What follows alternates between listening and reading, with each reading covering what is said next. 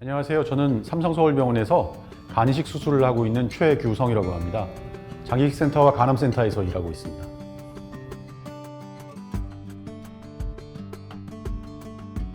네, 일반적으로 기증자 수술을 하고 나서 환자들은 한 열흘 정도 되면 퇴원을 하거든요. 5일에서 열흘 사이에 퇴원을 하게 되는데, 그리고 2주 뒤에 병원에 오게 됩니다. 그때 시행한 간기능 검사를 보면 보통 수술하기 전 기능과 똑같습니다. 그러니까 보통 수술하고 3주 정도가 지나게 되면 혈청학적 검사에서 보이는 검사 기능은 100% 돌아와 있습니다.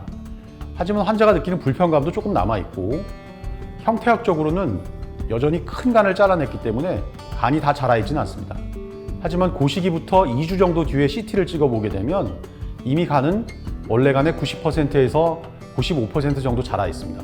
결론부터 말씀드리면 기능적으로는 약 3주 정도 되게 되면 회복되고, 형태학적으로는 4주에서 5주 정도 되게 되면 간의 크기는 원래 크기의 90에서 95% 정도 자라게 됩니다. 네, 나이 제한은 의학적인 판단과 사회 경제적 판단을 동시에 필요로 합니다. 예를 들어 설명드리면 초고령 사회인 일본의 경우는 상한선의 나이가 70세에 육박하고 있습니다. 사회 구성원 자체가 이미 한참 고령 사회로 바뀌어 있기 때문에 젊은 사람이 없습니다. 결국 수혜자도 기증자도 모두 다 고령인 사회가 될 수밖에 없죠. 초고령화 사회인 대한민국에선 현재 약 65세 정도를 기준으로 하고 있고요. 또 많이 궁금해하시는 것 중에 하나는 기증을 할 수 있는 최저 연령에 대해서 궁금해하는데요. 이것은 여러 가지 논쟁이 있지만 사회적인 판단 능력을 가지고 있어야 되고, 의학적으로 본인의 몸에 생길 수 있는 여러 가지를 적절하게 판단할 수 있는 사회 경제적인 책임을 질 수 있는 나이를 기준으로 하고 있기 때문에 대한민국에서 법적으로는 현재 16세를 기준으로 하고 있고, 미국 같은 경우에는 성인 연령인 18세 혹은 주에 따라서는 20세를 기준으로 하는 주도 있습니다. 네, 복강경 간 기증자 수술을 하게 되면 몸에 한 5개 정도의 구멍이 뚫립니다. 크게는 한 2cm, 작게는 1cm 정도의 구멍이 뚫리게 되고요. 이 구멍들은 다 크게 보이지 않는 상처로 잘 봉합해 드립니다. 하지만 간을 결국 적출해야 되는데요. 크게는 약 1kg, 작게는 200-300g 정도 되는 이식편을 저희가 꺼내야 하는데, 그 간을 꺼낼 때는 눈에 보이지 않는 자리로 열어드리죠. 그래서 흔히 말하는 제왕절개를 하는 팬티라인 아래쪽의 상처를 열어서 그쪽으로 간을 꺼내게 되는데요. 육안적으로는 잘 보이지가 않게 됩니다. 근데 이 상처 때문에 가끔 출산하는데 문제가 있냐고 걱정하시는 분들이 있는데, 자연분만이나 제왕절개 모두 다 아무런 문제가 되지 않습니다. 네, 통상적으로는 수결이 가능한 혈액형 안에서 고전적으로 간이식을 해왔습니다. 쉽게 말씀드리면 O형인 기증자는 누구에게나 줄 수 있고, AB형인 수혜자는 모든 혈액형의 기증자로부터 받을 수 있는 게 통상적인 고전적인 간이식입니다. 여전히 뇌사장 간이식에서는 이 기준이 유효하고요.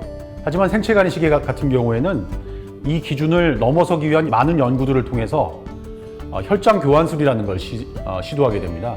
그래서 환자의 몸에 있는 특정 혈액형에 대한 항체를 걸러내게 되면 과거에는 불가능했던 혈액형의 장병을 넘어설 수 있는 그런 방법으로 간이식이 가능해질 수 있습니다. 일단 기증자가 충분히 건강하다고 확신이 들고, 두 번째는 의학적으로 남는 간이 충분하고, 그리고 기증하는 간도 수혜자한테 받는 쪽이 충분하다고 판단이 될 때 수술은 진행되게 되고요. 수술은 통상 저희 병원 같은 경우에 정규 시간이 8시에 환자가 수술방에 가게 되면 9시 정도에 마취와 수술 준비가 끝나게 되고, 9시에 수술이 시작이 되면 보통 12시 이전에 간 적출술은 끝나게 됩니다. 그 이후에 정리 시간이 한 30분 정도 있게 되고, 결국 환자는 1시 정도가 되면 회복실로 가게 되고, 병실로 갈 때는 한 2시 정도가 되면 병실로 가는 코스로 진행이 됩니다. 과거에는 길게 보면 오후 4시, 6시 이렇게까지 진행되는 경우도 있었는데요. 수술이 표준화되다 보니까 여러 가지 경험이 많이 쌓여서 지금은 특별한 문제가 없는 경우면 말씀드린 그 정도의 시간 이내에 모든 수술은 다 이루어질 수 있습니다. 일단 첫 번째는 이 사람이 건강한가에 대한 검사를 하는 거죠. 우리가 보통 말하는 건강검진과 유사한 검사인데요. 건강하고 특별한 지병이 없다면 누구나 가능한 기증자가 될 수 있습니다. 하지만 또 더 중요한 건 기증하는 간과 남는 간의 비율이 중요한 건데요. 통상적으로 간 절제술을 봤을 때는 우리가 최대한 도전적으로 간을 자를 때는 남는 간을 20%에서 25% 정도까지 볼 수는 있습니다. 하지만 기증자의 안전을 위해서는 삼성서울병원 같은 경우에는 30% 정도의 남는 간이 있는 경우를 적합한 기증자로 보고요. 이 두 가지 조건이 만족된다면 기증 수술은 진행이 가능합니다. 네. 간 이식 수술에서 가장 중요한 건 결국 환자의 안전과 생명인데요.